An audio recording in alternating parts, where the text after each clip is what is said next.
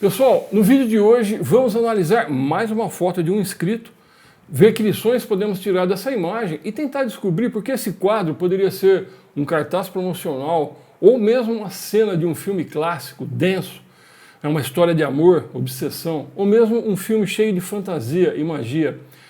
Vamos ver esse filme, quer dizer, essa foto?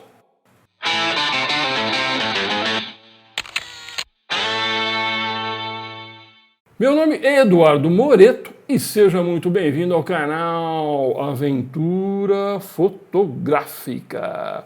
Não é inscrito ainda no canal? Caiu de paraquedas aqui? Se inscreve no canal, toca no sininho para você receber todas as notificações, dá essa moral pra gente e já vai deixando o seu like para esse vídeo ganhar relevância no YouTube. Bom pessoal, aí está a foto.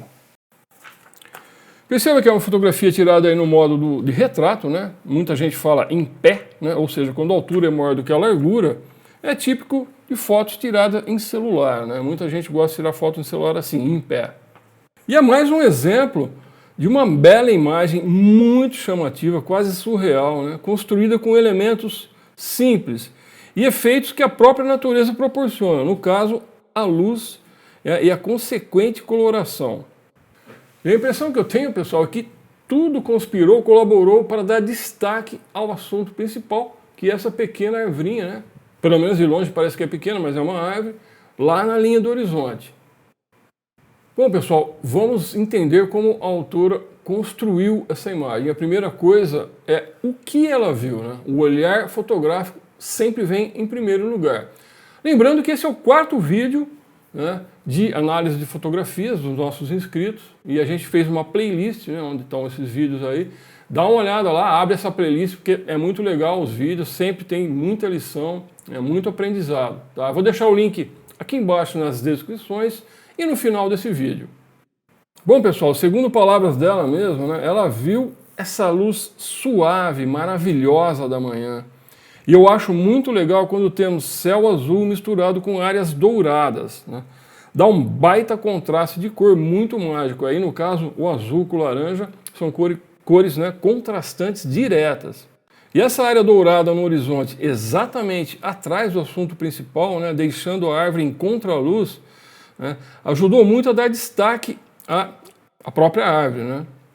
E o assunto principal, isolado, dominando a paisagem, sem distrações, nenhuma poluição, uma imagem limpa, cristalina. Além disso, segundo a própria Mônica, ela viu essas nuvens à esquerda do quadro, né, formando linhas de entrada e proporcionando profundidade à cena. Então aqui vai meu primeiro parabéns para a Mônica. Mônica, você está com um olhar fotográfico aguçado, hein? Realmente você está pronto aí para fazer grandes fotos. Bom pessoal, depois que fazemos aí o reconhecimento, né, do potencial cênico, né, do objeto, devemos procurar a melhor posição para enquadrar com precisão o assunto, né? E isso chamamos de ponto de vista. E aí vai mais um parabéns para a Mônica. Você escolheu uma posição bastante acertada, que foi um ponto de vista levemente baixo, ou seja, de baixo para cima em relação ao objeto. E isso ajudou a engrandecer a pequena árvore, né, dentro do quadro, que ganhou imponência e também destaque. Quando fotografamos um objeto, né, de baixo para cima, ele cresce, né, ele se avultura, ele ganha poder, superioridade. Então, se você quiser fotografar ou filmar, né, um assunto que passe uma sensação psicológica assustadora, por exemplo, você vai fotografar ele sempre de baixo para cima. Agora vamos ver como ela enquadrou o assunto, né? A composição. E como eu já disse, foi no modo retrato. E não tem problema nenhum nisso. Mas eu poderia pensar o seguinte, se fosse uma foto deitada, né, no formato landscape, talvez ela poderia captar mais áreas douradas à direita do quadro. E é como eu sempre digo, né, pessoal, eu não estava lá, então eu não sei exatamente o que tem, né, em toda a cena, o que está fora do quadro, né, à direita do quadro. De repente tem um agente poluidor lá. E assim, a gente não sabe os problemas que o fotógrafo está passando naquele momento, né, na hora do clique. E já que estamos falando do céu, né, dessas áreas douradas aí, vamos falar exatamente disso, do céu e da linha do horizonte. Normalmente conferimos espaço ao céu no quadro, né, colocando a linha do horizonte mais abaixo, quando o céu tem realmente uma relevância visual. E mais uma vez, a Mônica avaliou muito bem a situação e enquadrou a cena de forma correta. Porque esse céu tem muita riqueza de cor, formas e linhas, né? Essas duas formações paralelas aí de nuvens funcionam sim como linhas de entrada.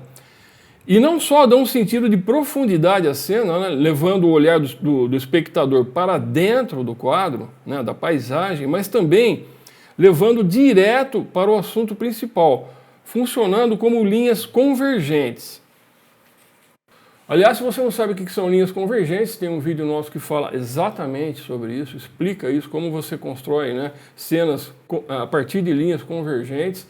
Dá uma olhada lá, é muito legal, é um aprendizado muito bom para enquadramento, né, para composição.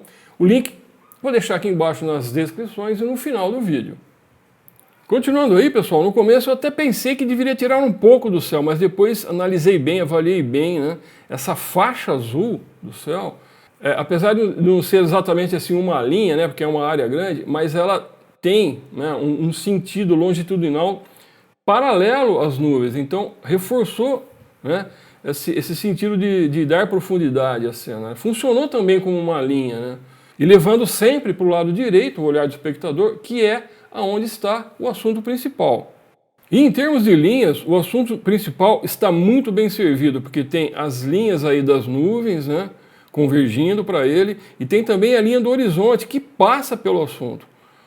Aliás, a linha do horizonte coincide, né, com a linha horizontal inferior da regra dos terços. E logo que eu bati o olho nessa foto, eu percebi, né, pela linha do horizonte e a posição do assunto principal, que tinha uma grade aí da regra dos terços sob essa imagem, né, uma grade oculta, e eu confirmei isso com a Mônica.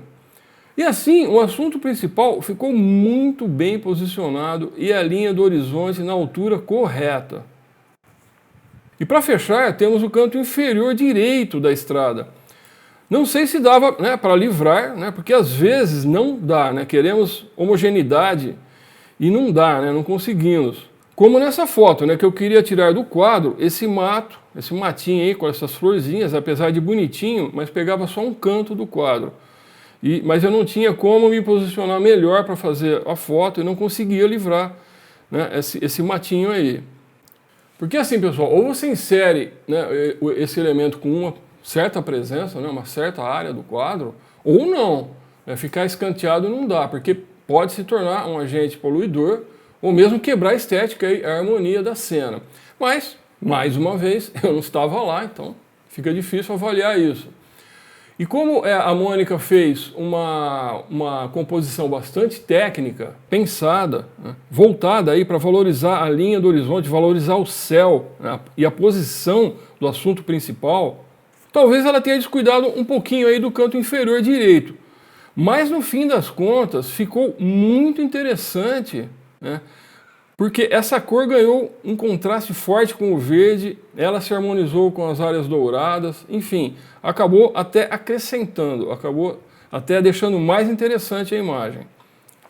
Então, Mônica, mais uma vez, outro parabéns, né? Você fez uma composição, um enquadramento fantástico, muito técnico, você soube valorizar os elementos principais da cena. E parabéns também por ter usado a regra dos terços, né? Que funcionou assim com perfeição na criação, né, dessa imagem. E eu falo isso por quê? Porque tem muita gente, sites grandes, canais grandes, falando não use a regra dos terços. Pessoal, isso é marketing. Isso aí é a pessoa querer mostrar que sabe, que está na vanguarda. Isso é a maior besteira que eu já ouvi. Tanto é que a regra dos terços, as grades continuam nas câmeras, né? Os fabricantes continuam colocando a regra dos terços nas câmeras e ela funciona muito bem para fotógrafos amadores ou principiantes, né, para aprender a ter noção espacial, para inserir os elementos. Enfim, a regra dos terços é muito boa. E eu já fiz um vídeo falando exatamente disso e explicando, né, a regra dos terços. Dá uma olhada lá, vou deixar o link aqui embaixo nas descrições e no final do vídeo. Dá uma olhada lá que realmente vale a pena, é um aprendizado muito legal. Bom, pessoal, agora vamos falar sobre o equipamento e a exposição. Bom, para fotografar, ela usou um celular Xiaomi, o Mi 9SE. Em termos de exposição, uma abertura de f1.75, uma velocidade de 1:250 e um ISO de 112. Então, pessoal, ela conseguiu captar toda essa atmosfera da manhã, essas luzes e cores aí incríveis, né? Foi bem correta a exposição. É uma foto tirada aí por volta das 7:30 da manhã. E a luz foi respeitada, né? Essa atmosfera foi respeitada. Então, eu achei uma exposição muito correta. Mas tem um pequeno ponto negativo aqui, que é o seguinte, pessoal. Quando eu abri a imagem numa tela grande, deu para perceber que falta um pouquinho de foco, um pouco de nitidez, perdeu um pouco de textura. Então, pessoal, o celular deu para perceber que ele fez uma leitura generalizada, assim, não tem um ponto específico de foco, né? As áreas todas estão com foco razoável. E esse é o perigo de você, né, delegar para a máquina algumas ações, algumas tomadas de decisões, né, algumas, enfim, por exemplo, a exposição, os parâmetros de exposição, né, a escolha de um ponto de foco. E é o que eu sempre digo, né, a máquina fotográfica, ela possibilita e o celular ele facilita. Então, às vezes, você corre esse tipo de perigo. Bom, pessoal, na pós-produção, no tratamento, ela usou o próprio aplicativo do celular, né, do Xiaomi. E segundo ela acentuou o vibrance, né, saturando as cores. Então, assim, pessoal, eu achei um pouquinho exagerado. Você percebe isso olhando por esse tom vermelho da estrada, né? Ficou um vermelho sangue, um vermelho crimson, um vermelho intenso. E uma imagem que está aí mais ou menos na fronteira entre fotografia, né, e artes plásticas, né, design gráfico. E acabou ganhando um aspecto meio surreal. Mas analisando agora, no geral, né, para mim essa imagem é duplamente iluminada, né?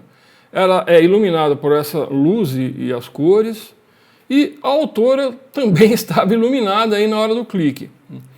Essa é o tipo daquela imagem mágica, onde tudo conspirou, colaborou para, né, se chegar num resultado incrível, fantástico. A própria cena, né, que se apresentou com essa árvore solitária na linha do horizonte, né, a luz, né, e as cores, o céu, né, com essas formas, com essas luzes, a escolha da Mônica, né, de usar a regra dos terços enquadrando com perfeição, e até o que era para dar errado veio a somar, né? Esse canto, por exemplo, que poderia ter sido limado, né, mas acabou somando nas cores, e essa pós-produção exagerada que acabou dando assim um aspecto meio surreal, mas é uma imagem belíssima, que poderia ser sim, né, um cartaz promocional de um filme, ou mesmo uma cena de um filme tipo Peixe Grande e Suas Histórias Maravilhosas. Então é uma foto sensacional, fantástica, né, carregada aí de surrealidade. Enfim, eu achei sensacional essa foto. Parabéns, Mônica, que você fez uma imagem incrível. Poderia até ser a cena de um filme Aventura Fotográfica nos Pampas Gaúchos. Brincadeiras à parte, realmente uma imagem incrível. E essa foto é da Mônica Bergman, que é de Ijuí, Rio Grande do Sul, lá perto de Santa Rosa, da fronteira com a Argentina. E a foto também foi captada por ali. Então, Mônica, muito obrigado, né, de coração, por você ter dado essa oportunidade de a gente ter feito essa análise. E mais uma vez, parabéns pelo seu trabalho. Então, pessoal, vamos ver que lições a Mônica nos deixou com essa foto tão incrível. Bom, a primeira, né, pessoal, é o olhar fotográfico não só funcionando para você reconhecer cenas, mas para você reconhecer luzes. E eu acho que isso é muito importante, sempre lembrando que a luz é o elemento principal da fotografia. Olho na luz, né? Não só na cena. E ela mostrou com maestria, porque ela viu tudo isso. A outra lição é você sabendo regras básicas de composição, né, como a regra dos terços que ela usou com assertividade, você vai sim construir imagens incríveis. E como eu sempre digo, né, pessoal, você precisa de inspiração, amor pela fotografia, tá com tesão de fotografar, que você vai conseguir fazer imagens incríveis como a Mônica fez, né? Então você não precisa de um equipamento de ponta, de uma câmera de ponta, uma lente de ponta, ou mesmo um celular de ponta, tipo um iPhone 14 Pro, né? Com um celular simples ou uma máquina fotográfica simples, você chega no objetivo, consegue os resultados. Então é isso, pessoal. Mais uma vez, muito obrigado, Mônica Bergman. E você aí, quer mandar sua foto para a gente analisar? Pode mandar, né? De repente você não quer participar dos vídeos, mas pode mandar assim mesmo, que eu analiso para você a foto e vejo os pontos positivos, se tem algum ponto negativo, né? E é isso. Não é inscrito no canal ainda? Inscreva-se no canal, toca no sininho para você receber todas as notificações, né? Não perder nenhum conteúdo como essa análise e outras análises, conteúdos também de teoria, na prática, no campo, enfim, tudo sobre fotografia. Compartilhe esse vídeo para pessoas que, assim como você, amam fotografia. E não esqueça de deixar o seu like. Dessa forma, esse vídeo vai ganhar relevância no YouTube. Valeu, fecha por aqui.